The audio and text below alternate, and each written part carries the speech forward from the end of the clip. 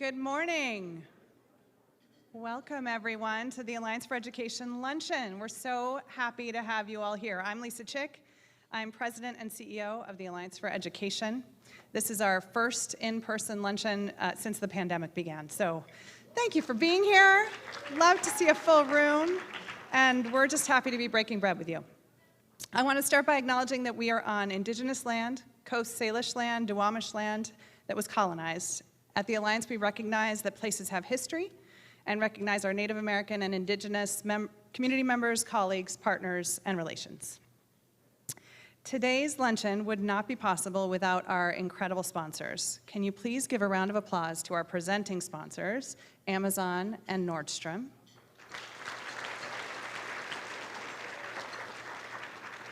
To our champion partners, Alaska Airlines, the Boeing Company, Microsoft, and the Seattle Times.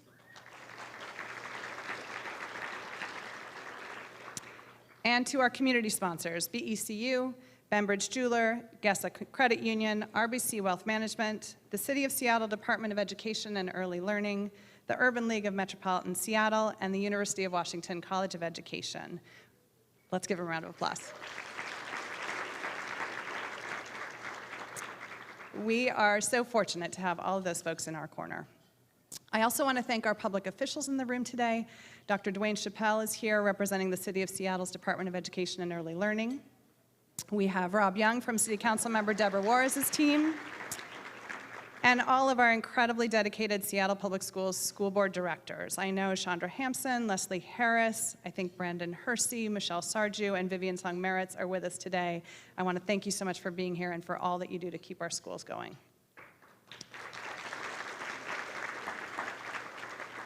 I also want to thank our Seattle Public Schools staff. As we all know, the last few years have been incredibly challenging in our school system, and I really appreciate the hard work of our district staff, so thank you so much to all of those folks.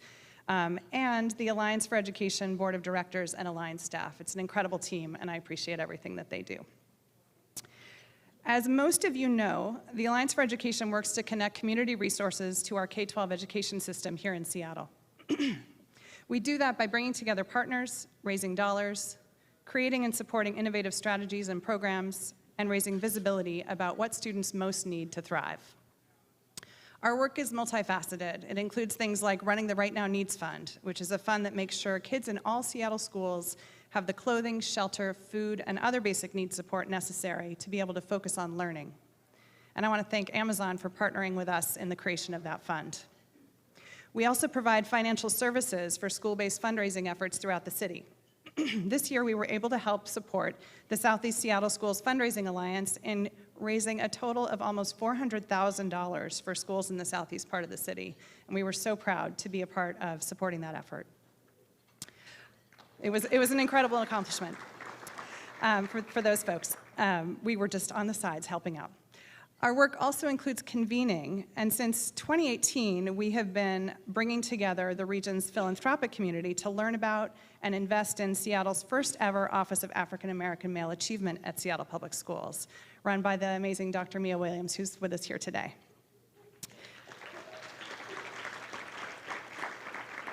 That office is designed to transform our district to best support the brilliance of Black male students. And to date, our community of donors, our philanthropic partners from here in the region, have raised a total of $2.8 million in support of that office, with more funds on the way.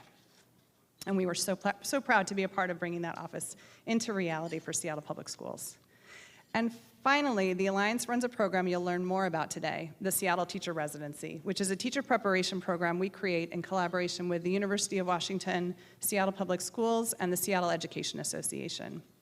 More than 170 incredible graduates of the residency now lead classrooms across Seattle schools, and those are teachers who reflect the diversity of our Seattle students. This year, the residency celebrates 10 years of preparing teachers for Seattle classrooms. You'll learn more about that work when you hear from our panel, and you can learn about all of our programs and all of the programs that we run in the program that's on your tables. In all that we do, we focus on advancing racial equity and educational justice for Seattle students. We know that while our public school system has incredible strengths, it still does not offer an equitable and excellent education for all kids.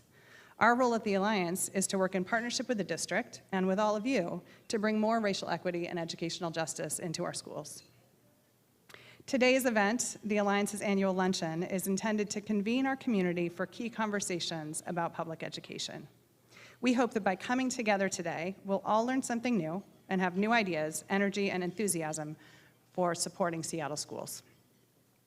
But before we jump into our incredible program, I want to take just a minute for all of you to have a chance to reflect on teachers.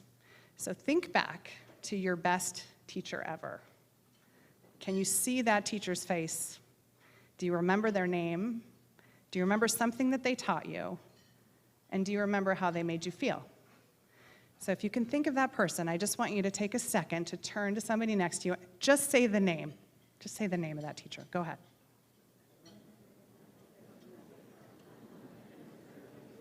Great. I'm sure there are about 1 million teacher stories that everyone wants to tell now, but you're going to have to wait till the end of the program.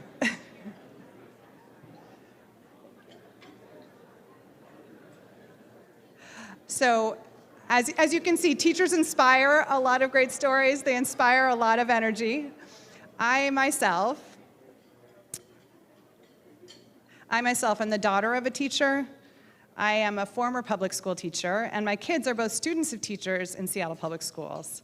I'm both personally and professionally invested in the value of teachers, and as you just noticed, everyone's got a teacher that they can remember who really made a difference, hopefully, that really made a difference to them. At the Alliance, we know that teachers are the heart and soul of our public education system, and that great teachers are game changers. We know all students thrive when they have teachers that represent the diversity of our community. And we know that for students of color, having even one teacher that looks like them makes an incredible difference to their educational experience and outcomes. We know that the work of our public school teachers is incredibly challenging, and that most only last 3 to 5 years in the classroom.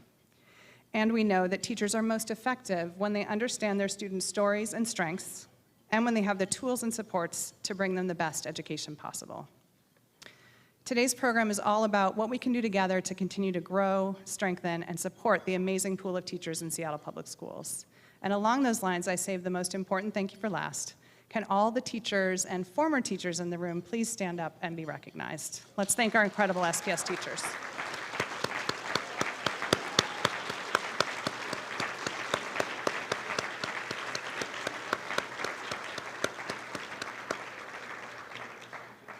We are so grateful for what we do. And my incredible Chief Advancement Officer just let me know I forgot to mention Bill and Melinda Gates Foundation is also one of our amazing sponsors today. Thank you. Now, it's my honor and privilege to welcome to the podium someone I learn from all the time. Dr. Brent Jones has served as our superintendent of Seattle Public Schools since the spring of 2021, but he began his work with the district first as a student at what is now Martin Luther King Jr. Elementary. He has an impressive track record of cross-sector leadership and has consistently been a powerful voice for equity in education. We are so fortunate to have such a visionary, dedicated, effective, and thoughtful leader in charge of our public school system. So please welcome to the stage my friend and partner, the Superintendent of Seattle Public Schools, Dr. Brent Jones.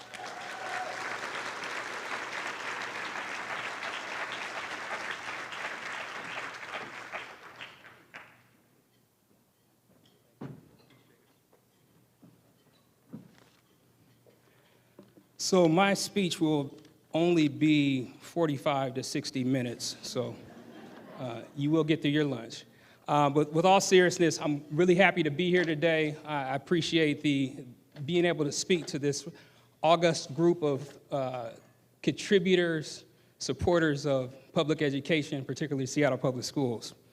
So I want to thank you for coming together today to support Seattle Public Schools and the Alliance for Education, and to learn about the most critical success element of our schools, teachers, and specifically the significance of recruiting teachers of color and retaining them.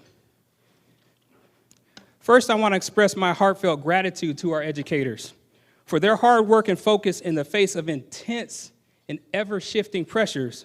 I think we need to hold them high and give them gratitude. So if you would take a moment to just give them a round of applause for all the educators here.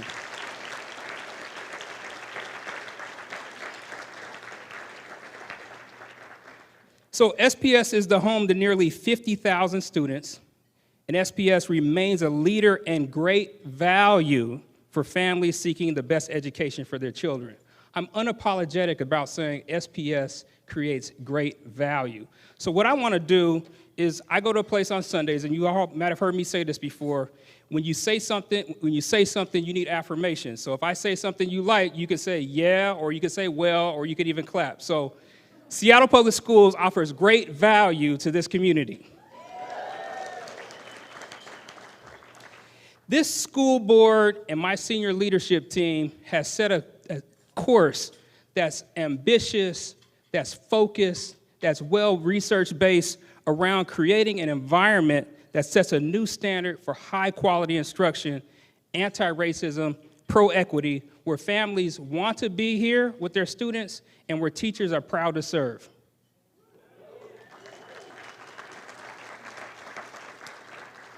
So when we talk about equity and recruitment and retention of teachers, particularly our teachers of color, this is a very personal topic to me. My mother is a teacher. I say is because she still teaches me. But she taught at Martin Luther King Elementary School, Harrison back in the day, Kimball. But she's been one of the pioneers of trying to create the conditions for our students to thrive. I was also once a young student, also known now as Young Kings. And I've sat in the same classrooms that our students are in right now. And so we owe this next generation of students high quality instruction experience where they feel like they're edified and they had an experience as fantastic as I did. And so that's what we're here to do today, to really create the conditions for students to thrive. Now, if I said something y'all like, I need that affirmation. So, as I mentioned, that our goals are ambitious, and we are trying to achieve the impossible almost. We have goals around third grade reading, seventh grade math, college and career readiness that no one in the country actually has. And so I attribute my school board, raise your hand school board, for setting these incredibly audacious and ambitious goals, but they're appropriate for our time. And so when we talk about the importance of what's happening in the classroom, we're talking about teachers. And we've focused on African-American males as our targeted group to provide system improvement around so that they can achieve results never achieved before. And there's a report that Lisa mentioned by the Learning Policy Institute that revealed when taught by teachers of color, students of color have better academic performance, and they're more likely to attend college. More specifically, when black students have at least one black teacher by third grade, they're 13% more likely to enroll in college. When they have two black teachers, they're 32% more likely to go to college. So that's why this work that we're doing is tremendously important. And there is no doubt that students of color feel a stronger sense of belonging when they're taught by teachers of color. And the truth is that all students benefit from having teachers of color. Research shows that, and diversity impacts our bottom line, which is high quality teaching and learning.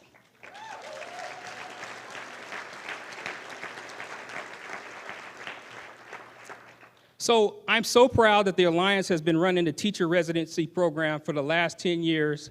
They're in partnership with the University of Washington. I happen to have an inside connection to the University of Washington. My wife, Dr. Janine Jones, is associate dean there. And so I have some inside information that we're going to keep this going for a little while. And so I'm so proud of the Alliance for Education. This is an essential pathway for us to make sure that we're creating those conditions for our students to thrive, bringing teachers into our Title I classrooms, and making sure, again, that these are culturally responsive teachers. They're leading with the latest innovative techniques in teaching, and the bottom line, they care. And so I just want to end with, I am thankful for the partnership with the Seattle Public Schools and the Alliance. And from my perspective, the Alliance has been a faithful partner and the embodiment of community support for Seattle Public Schools. So thank you for your all support. And together, we're going to continue to invest in Seattle. Thank you. That's one of our principles. And that's my favorite principle today. I just want to thank you for your presence today, your support of our teachers and students, and for your investment in the Alliance for Education. Thank you so much.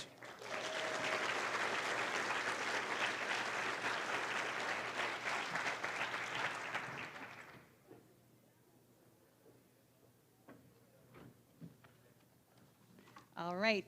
Thank you so much, Dr. Jones. Let's give him one more round of applause.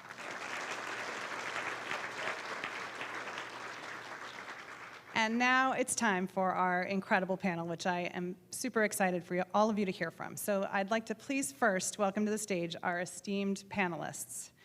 Today we have Jordan Rocco, a Seattle teacher residency graduate and third grade teacher at Olympic Hills Elementary.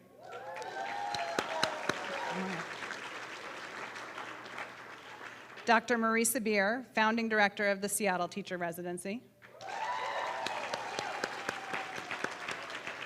Dr. Sarah Pritchett, assistant superintendent of human resources at Seattle Public Schools. And Dr. Kathleen Campbell, CEO of the National Center for Teacher Residencies, who came to us from across the country to join our panel today. You're welcome. Come on up. Come on up. And I also would like to introduce our moderator for today's panel, Dr. Mia Tuan. Dr. Tuan is a respected scholar and longtime academic leader and has served as the Dean of the University of Washington College of Education since 2015. She also serves on our Alliance for Education Board of Directors, where she is our trusted expert and skilled advisor on all things equity in education. And luckily for me, she's also my good friend. So please welcome to the podium, or sorry, to her chair, Dr. Tuan. Thank you. Okay, mic's on? Can y'all hear us? Okay, wonderful. Good afternoon, everybody. I'm really looking forward to having this conversation with you all. And to get this started, first question is for Jordan. Jordan, we'd love to hear more about your journey to becoming an educator. That's a big question. I guess my journey started with my mom. You know, her always teaching me, being an only kid, only child growing up in Tacoma. You know, teaching me her values and her dedication to me. Although she wasn't a teacher. I don't even think she really had a real job until when I was older. It was weird. So how do you make your money, Mom? I don't know what she did. But, and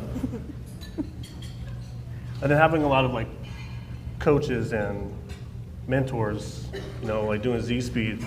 Unfortunately, my mom passed away, and, you know, not having that teacher in my life anymore, people stepped in. And that's kind of when I realized, like, okay, people actually do care.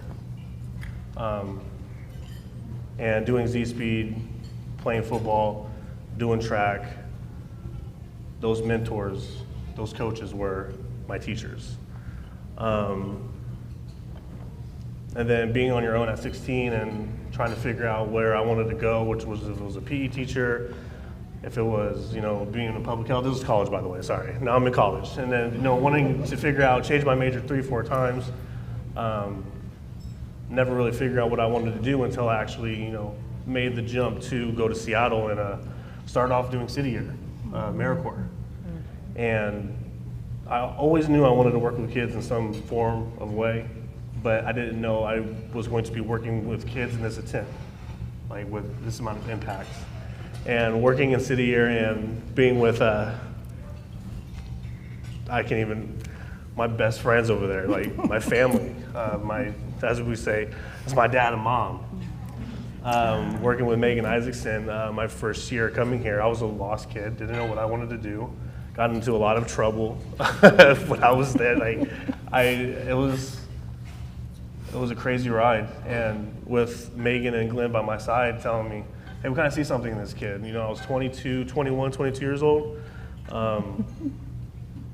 Let's get him going. And introduced me to the grad program, to Marisa, to Emily Shan. Like, they came and watched me teach as a City Year, and with dropping out of college and you know, going back, and even like having a hard time in STR. Like, there's always been a struggle, but there's always been people, like I said earlier, there was always someone there, right? If it was my mentors, my people that took care of me, you know, if it was teachers that, no, we want you in this program, never gave up on me.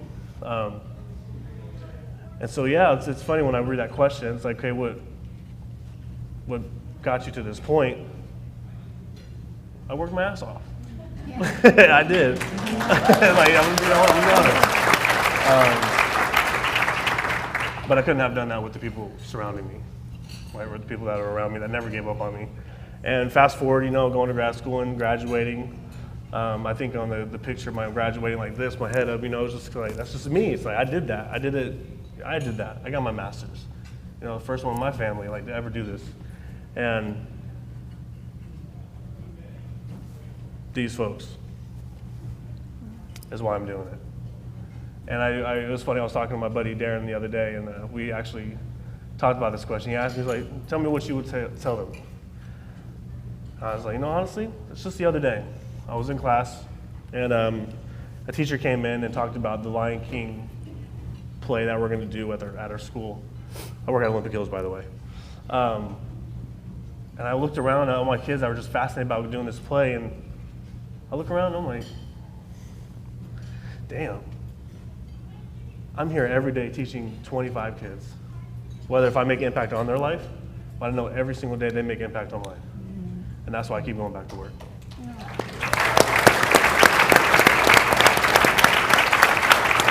Thank you, Jordan. You're speaking from the heart, and I think we all feel it and receive it, and thank you for what you do. I appreciate it, yeah. And I want you to know that Marisa and I talk, and she's one of your biggest fans and is rooting for you and just thinks you're doing an amazing job. Yeah, she called me on my honeymoon and asked if I could do this. I just got married 2 months ago. I'm like, Marisa, I'm on my honeymoon. But I wouldn't have done it, you know what I mean? She didn't give up on me. Still hasn't. And I've been working, this is my 4th year now? Yeah. People could forget about you, but she hasn't, so, yeah. Thank you. Don't make me go next. Okay, I'll give you a cleansing moment. How's that? Maybe my next question then might be for Sarah. We know one of the top priorities for Seattle Public Schools is continuing to diversify our educator workforce. Can you tell the audience more about why a diverse teaching workforce is important to you and should be to all of us? Well, I think you heard an example of why it's important. It's important to me as a graduate of Seattle Public Schools in going through my educational experience, and I can recall the first time I had a teacher that looked like me, and it made an impact. And I didn't, I went to college, I didn't know what I wanted to do, and I had people that cared about me. I came back, and it matters for our kids, and when we say that we're committed to changing the teaching, changing the experience and the learning experience for our students, we have to have teachers that reflect who our students are, who reflect the experiences that they've had. And so that, for me, is why it's important that we diversify our workforce, that we make sure that our teachers have lived experiences that mirror their students, so that they are able to relate to what's going on, that they're able to teach in a way that many of us weren't taught. Thank you, Sarah. All right, Marisa, are you composed? Okay. As much as I can be. So, as kind of the keeper of the heart of the Seattle teacher residency, please tell us what you think makes it so special. I guess it's secret sauce. Hi, everybody. There's 3 things that I wanted to share. And I wanted to say that the people sitting up here with me represent those 3 things. Because they have to do with partnership, they have to do with community, and they have to do with learners. And so 10 years ago, when I took on the role of leading the design of this program, I knew that it was grounded in partnership and that there were partnerships that had already been established that needed nurturing, that needed constant cultivation, and that were grounded in trust that is hard to build and really easy to break. And that when we have those relationships, we problem solve together. And so while we are proud and successful at what we do, we have often hit bumps in the road, and we work together to solve them. And so when I think about partnership, I think about how we are represented here as the university, the school district, the teachers union, leadership in the school district, the nonprofit partner, and as Kathleen will share, a national network of residency programs that is a space for me to constantly be a learner. And so we get programs that are building as we were 10 years ago, that learn from programs that preceded us. And now we are sort of a veteran and play a leadership role in that network. And I get to go back and learn from the programs that were built based on what we taught them. And I think that that stance of being a learner and knowing that we can always do better, particularly on behalf of students in this district who are furthest from educational justice, that is what helps us thrive. And I think embedded in that and those partnerships is that we as a team remain humble and steadfast in understanding that there are systems and policies and practices that create barriers for students and families of color, but also adults who are trying to get into this profession, who can't necessarily navigate some of those systems that make it hard to even find a person to talk to. And I really value when I can work with our partners, particularly the university and the school district, and get to a person so that someone who needs that connection is able to make it.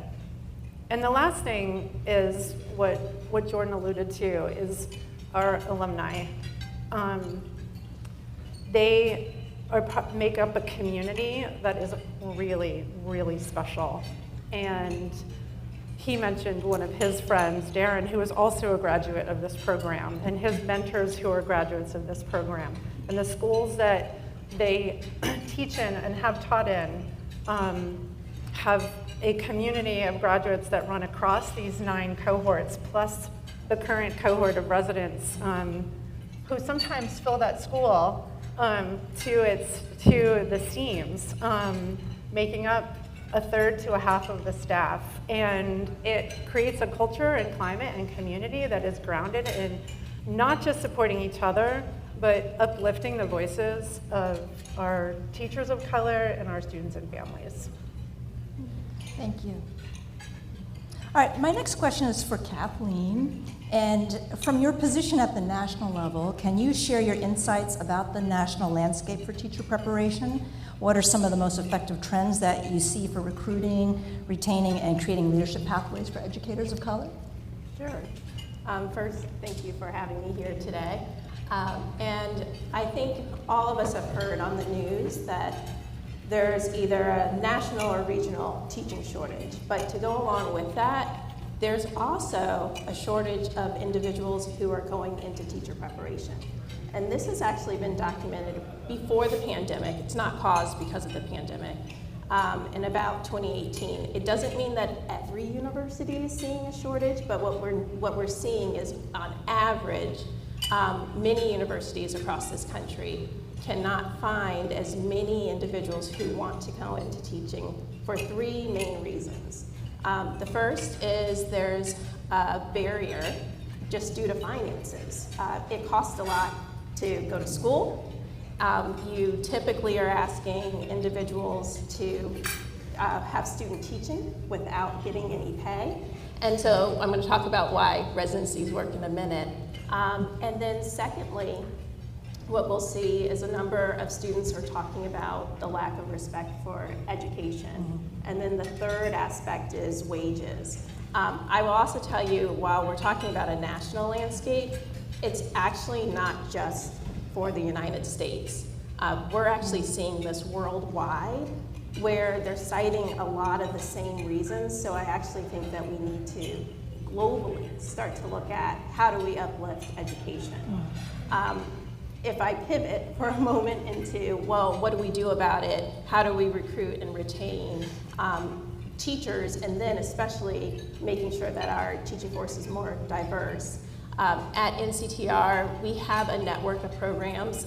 Right now, we have about 46 programs in 26 different states. And so Seattle Teacher Residency is one of them. And what we've noticed is, while there has been that downward trend, our teacher residencies are actually going in the opposite direction. So we're seeing an increase, an interest in building new residencies, our network has grown in the last 2 years. So during the pandemic, our network has increased by 20 programs and continues to. And I think one of the reasons why that's happening is because of the stipend, you're getting rid of some of the financial barriers that individuals are facing. So that's kind of right off the top, number one. Number two is the partnership that Marisa mentioned. Really making sure that our universities and our school districts and our nonprofits are working together to support the community. We have a Black Educator Initiative at NCTR, and when we started to look at the research of how we were bringing in more Black teachers, one of the main items they flagged is that we're looking for programs that are committed to social justice and committed to the community. And so it's also thinking about, what does your program actually do? Do people see themselves represented, and do they see an anti-racist curriculum? And if they do, you'll start to see that more individuals are interested in joining those programs. But those are just some of the components that we've seen. Ooh, so I would love to continue to riff off of this, because as I'm sitting here, I'm reflecting on the fact that when I stepped into my deanship, whatever, 7 years ago, it was a different moment for the residency, for the partnership, really, right? It was early days. I think STR came on big and people were so excited about it, and then some of the leadership changed, and then suddenly it was, okay, you know, we're getting initial really promising results, but you didn't have the data quite yet, right? So now I'm reflecting that cohort 10, clearly STR is thriving, clearly something is really working in the partnership. So it kind of goes back, I guess, to that secret sauce question, right? Mm-hmm. That each of us represents or brings a different lens to STR and residencies in general. I'd love to hear more about what's working. How did we get through some of these growing pains to the point where we're at now, where it is working, and I think it is making a difference in the lives of our educators and is helping us recruit in a way that is unique and needed at this moment in time. So I guess two things. One, I think that we're constantly, as a team, reviewing and reflecting on what worked the previous year and what we can do better. And just for context, the way the program is organized, it's a master's in teaching program. It is 14 months for the full academic year. Our residents are placed in a mentor teacher's classroom, sometimes two. And they work 4 days a week in that classroom. And 1 day a week and 1 evening a week, they take graduate level coursework. Our mentors are very thoughtfully and carefully selected, and we build a community for them as well. And as one of my colleagues says, the first year of teaching for them is like day 181, because they've had a full year of experience in a school, in a system, in a classroom, with colleagues, with a school leader that has supported them along the way. They also are prepared mostly and predominantly in Title I elementary schools or in special ed contexts, and they make a 5-year commitment to the district.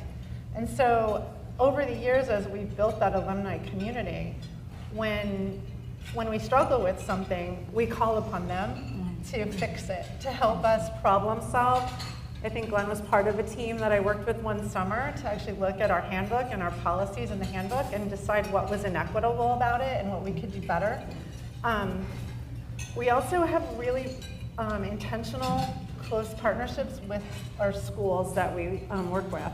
So, as I said, we have large communities of graduates at some schools, but we try to concentrate and place our residents in schools together too, so that we build relationships with the school as a whole, and we're not just placing people in a classroom, but in that school community where the school leader is also called upon to support them. And so as we've grown over the years, that's what continues to strengthen us, is that we can deepen those partnerships and have a bigger community that cares about our success, that can help us improve what we know continues to challenge us. Thank you.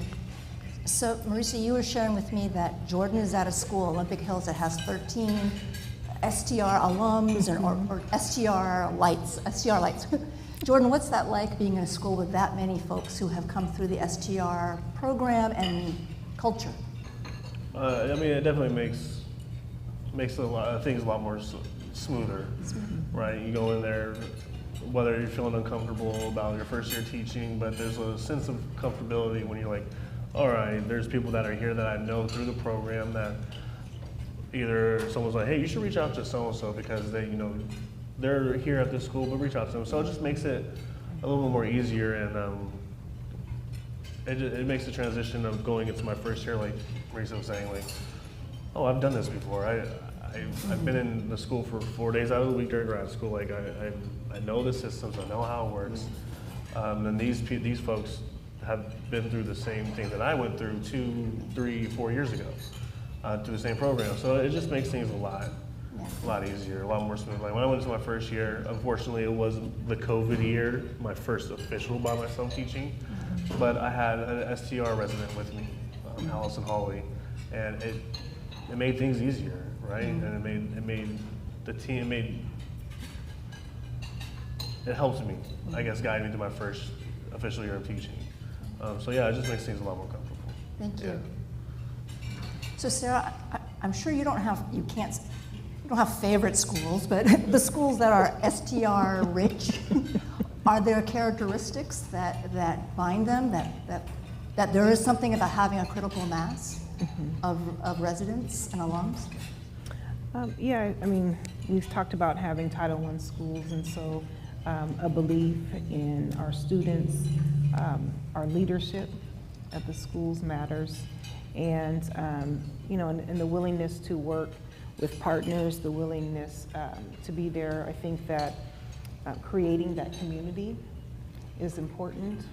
And so having, as we can place students, as we can place graduates into settings that have that community there, it ensures their success. It ensures that there's support for new teachers. We've been new teachers, it's nervous, you don't know, you're looking around like, oh my God, I'm actually doing this.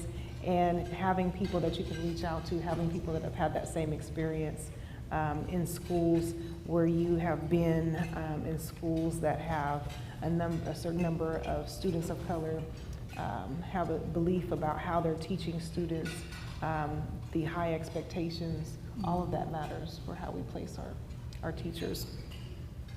Thank you. And then Kathleen, because you do have this national perspective, and I know you visited STR at 3, 4, 5 years ago? About 5 years ago now. About 5 years ago. So again, what do you see as making STR stand out, or what it's doing right on the national landscape compared to other residencies?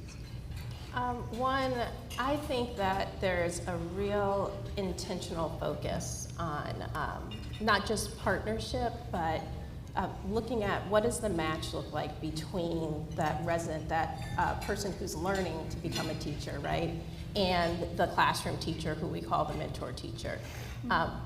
You typically don't necessarily see that level of intentionality. Second, it's the curriculum.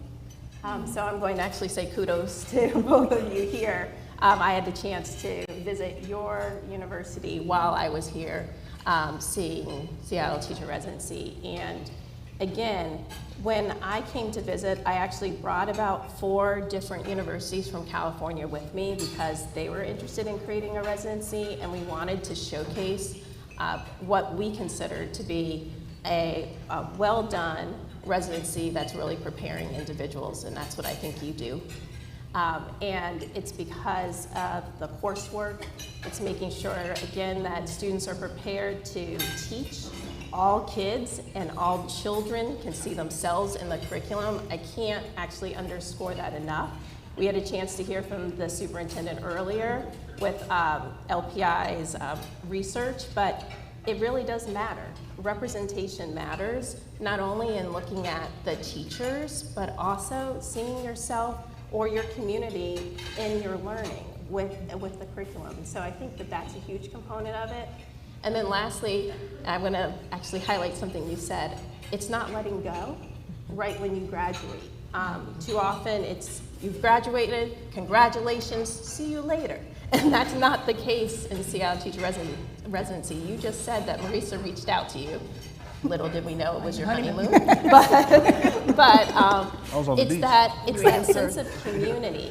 There was an article that just came out yesterday that said, how do we retain teachers? And 2 reasons: supporting them and a sense of community, and I actually think that's what you've done. So I know you're really humble, but I just want to say thank you, because I think that this is an example of what we need to see around the country.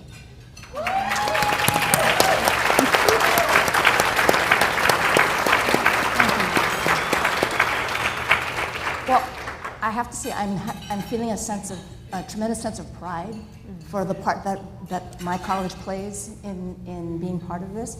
And I'm just wondering, as we're listening to each other, what questions might we have for each other? Because we're getting to know each other. We were sitting here before you all arrived just to get comfortable in these seats with these lights. But let's continue our conversation. What questions or comments do you have for each other as you're hearing each other speak?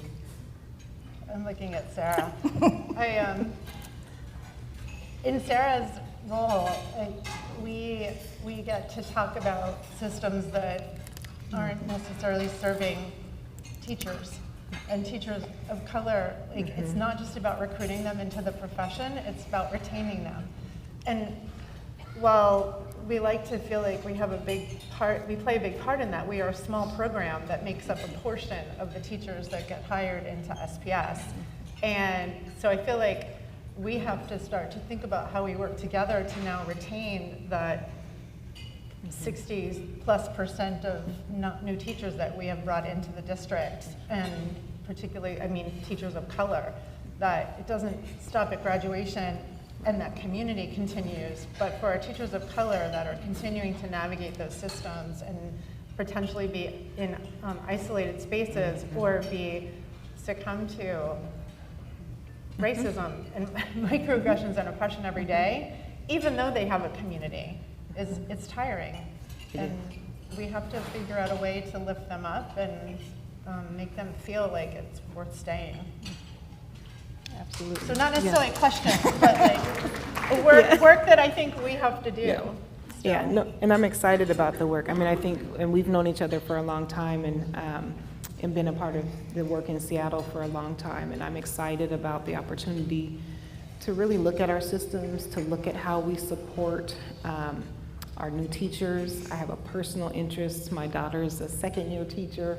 I like to say that often, so she graduated from University of Washington. So excited about that, but also looking at how do we create community across our district, because there are schools in which you have 1 or 2 or 3 teachers of color, and you don't have that community. You don't have the opportunity to be placed with colleagues or with partners that you've participated in a residency with. And so we have to do that. Of course, we have the formalized consulting teachers that support our first through third year teachers. But how do we do more? How do we continue to build that? We have affinity groups for our new teachers of color, but how do we expand on that? How do we continue, and how do we invite in some of our 5th year teachers or 6th year teachers who may not have had that opportunity and are on that decision space of whether I want to continue in the profession or not. So I look forward to the opportunity to partner and to build. Thank you. I just have one question for the audience for a moment. How many of you, just raise your hand, are teachers, current teachers in the classroom? Okay, I'm going to ask you to call out for a minute. You probably can tell I used to be a teacher. So I'm going to ask you to call out for a minute. What's something that would keep you in the classroom?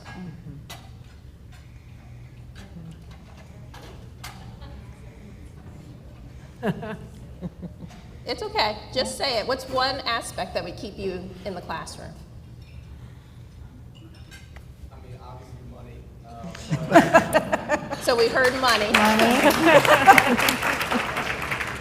Community also. And community. Teachers, community, living in families all across the neighborhood, go to school, have to be a part of that community. Okay, for those of you who couldn't hear, it was money and community supporting the families, feeling like they had additional support. I just think it's really important for us to always go back to the source and ask teachers, because too often we're not talking to teachers about what they need. And so when we think about retention, we really do have to think about how do we create that sense of community in every school, across every district, and what else does it take for us to reinvent our ecosystem from preparation all the way to the workforce. But I was just curious if someone would say anything else.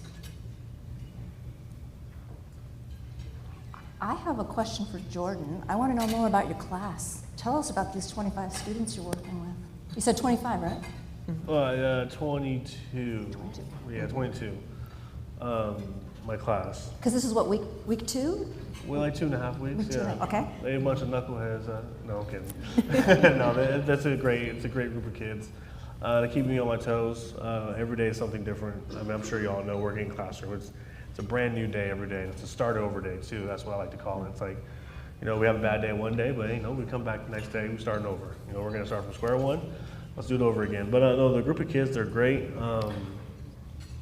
It's hard to say because it's 2.5 weeks in, right? Like I'm still learning about them. They're still learning about me. Like they're finding out that I go by Mr. Jordan. They're finding out that I have a last name. This kid the other day goes, Mr. Jordan, what's your real name?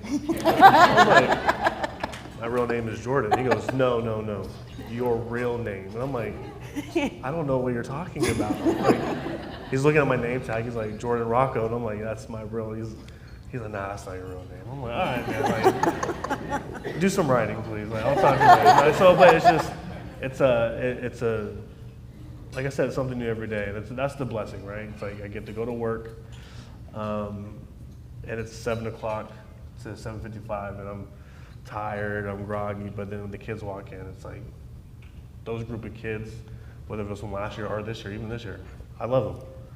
I tell them every day, like, oh, you love me? I love you guys. Oh, that's weird. I'm like, you'll understand.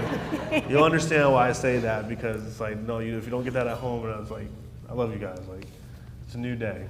It's a new day every day. So they're a good group of kids. And hopefully by month 9, that they're not wanting to leave my classroom, and that's the fun part. That's great. When they come back next year, they're walking like, hey, you got to leave my classroom. You're in 4th grade. Go away. So yeah, good group of kids. Thank you. Well, I think we still have we've got, okay. Any questions from the audience for our panelists? Yeah. I have 2 questions. One is, what are you measuring to show that you are moving the needle? And number 2, what part are parents playing in the teacher residency program so that the teachers will really know how to talk to, be with the parents of your students, whether they're parents who don't come to school or they're there all the time, the helicopter parents or another kind of parent. So Thank parents. you. Well, I'll start with the first question, and Sarah and I get to work on that together too. We always measure our retention data. So part of being context specific and embedded in Seattle Public Schools is that we know where all our grads are. We know where a lot of them are if they leave. And so we know if they're even still in the profession. But we measure retention, how long they've taught in the district or are teaching and what leadership roles they take on. We measure diversity and how it compares to the district at large, the diversity of our teachers. We measure things like, we've looked at student outcomes over the years, and we've had a lapse in that because of COVID, so we'll pick that up again. We've measured school climate data,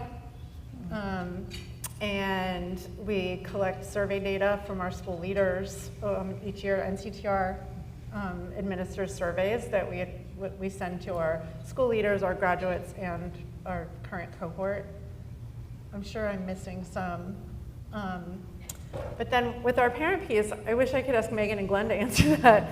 But as I was sharing, we work really closely with mentor teachers. So all of our residents are placed in a classroom for that full year with a mentor. And when we consider our mentors teacher educators, not just the people that teach the graduate courses. And as part of their role as a teacher educator is to model and to position their resident as a co-teacher in their classroom. So the way Jordan was introduced to families and was asked to engage with families was as a teacher in the classroom, even though he was not the teacher of record yet. So parents and community are really critical, critical relationship to build, and the residents are asked to do that throughout the year that they're in the program. I do have a funny, I'm gonna put Glenn on the spot. I have a funny story about it. Do you remember this? Student-led conferences? I was late, really late. And the parent came in, and as a STR resident, or he goes, what would happen, and now I would never forget this question. I don't think I would ever came late again. He said, what would you do if I wasn't here? And that really opened my eyes, because the parent waited, because I was supposed to lead a conference as STR. You're supposed to lead like 2 or 3 conferences on your own. And the parent waited there. He said, you're gonna wait for Mr. Jordan to come. And it was so embarrassing, because I was late and this parent was waiting, but he told me, he's like, what would you do if I wasn't here? I was like, damn. That parent would have been waiting still. Or like, I was late and the kids are waiting outside. Like, the kids would be waiting outside if I wasn't there. It really like opened my eyes, like, oh no, you gotta be here not only for the kids, but for the families too.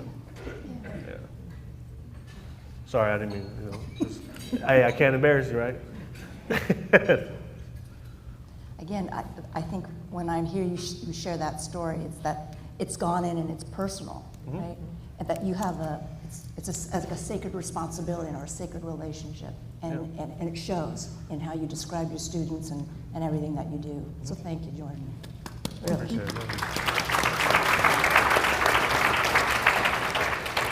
All right, I think we've just about hit our time. I've really enjoyed spending part of the afternoon with you all. Thank you for sitting in this space and sharing about STR and what makes it special and what makes it work. And Jordan, thank you for doing what you do. I appreciate it. All right, thank you.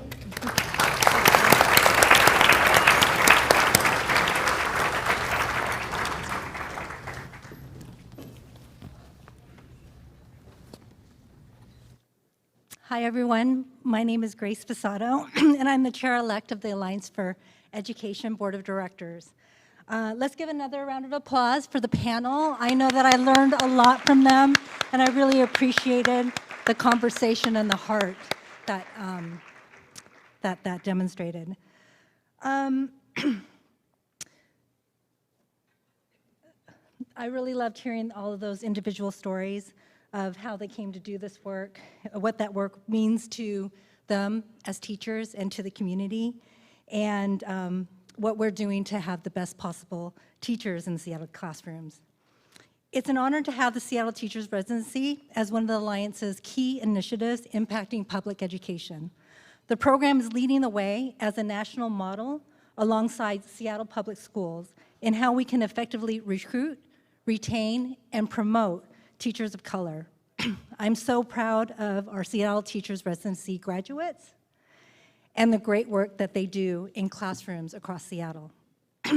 The Alliance is making a difference every day for Seattle students, from the Seattle Teachers Residency to the Right Now Needs Fund, to the work we do convening the community to support effective district strategies like the Office of African American Male Achievement, to our newly launched Classroom Resource Fund. We're out there in the community working hard to advance racial equity and educational justice for Seattle kids. I hope you'll join me today in supporting the Alliance by making a personal contribution to our important work. Luckily for all of you, we make it really easy. For guests joining us here in the ballroom, you should have received a text message from us during today's program. You can click the link in the text message on your mobile phone and select the amount you would like to donate. If you included your credit card information when you registered, that should already be pre-populated for you, and you'll be able to see your donation make an impact right away on our giving thermometer on the screens to either side of me. If you didn't pre-register your card, if you flip to the last page of your program, you'll see a QR code. Gotta love those QR codes. And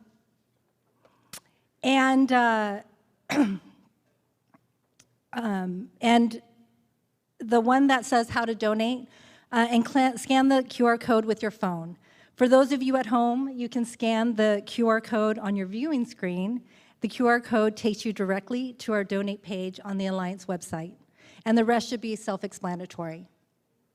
If you decide to contribute $300 or more today, or if you pledge a $25 recurring monthly gift, we have a special gift for you to pick up as a thank you for being a core donor and a core part of our Seattle community. You can pick up your gift at the registration table as you leave today's event. We appreciate you going the extra mile on behalf of the Alliance. Whatever you decide to give, thank you for making a contribution today to the Alliance for Education. As an Alliance Board of Director, I can vouch for the fact that your gift will make an incredible difference to Seattle students, families, and educators. I so appreciate your generous support. I can't let you go without reminding all of you to save the date for the Alliance for Education annual gala, an auction that will be coming up in the spring of April 22nd, 2023. If you were at this year's gala, you know what I'm talking about.